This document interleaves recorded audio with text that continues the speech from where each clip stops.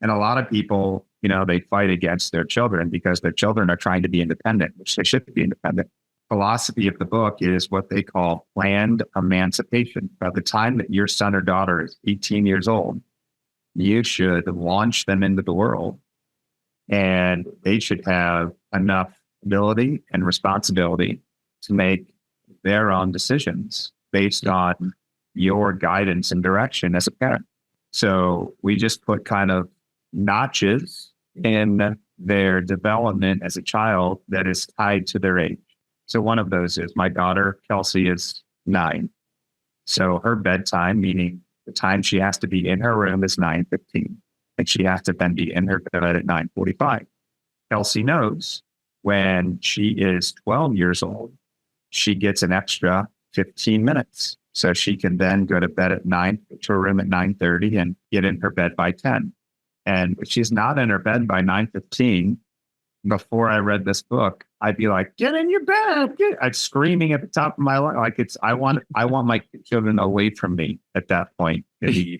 It's a long day. But if they don't abide by what we have kind of set in stone, they know the parameters. They also know the consequences. So Kelsey, 2 nights ago, was not in her room at 9:15.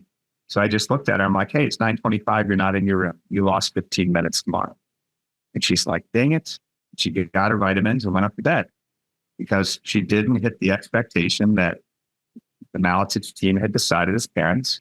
They know what the penalty is for that. And everybody's fine. There's less yelling. Another thing that we've said, my son has an iPhone at 16. He got it a couple of years ago.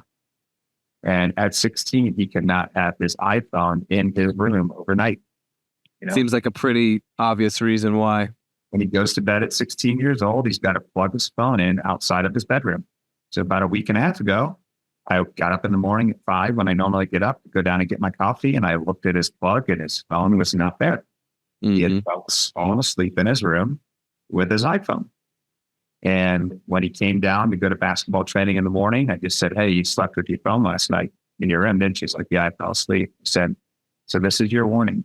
If I walk by that phone again in the morning and it's not there, you're going to reap the consequences of what we said is going to happen, which means you lose your phone for a week.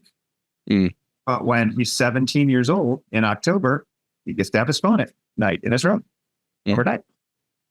Why? Because we hope that as parents, we have taught him well enough about things to avoid on the internet and things to not do on Snapchat. We hope, because he's 17. Like at the age of 18, he's going to be going to college. Who knows when he's going to have his phone, So you've got these benchmarks where you set the parameters and they know what the consequences are if they don't hit them. There's no yelling. There's still some yelling, but way less yelling than there ever was. When they hit a certain age, they get more freedom.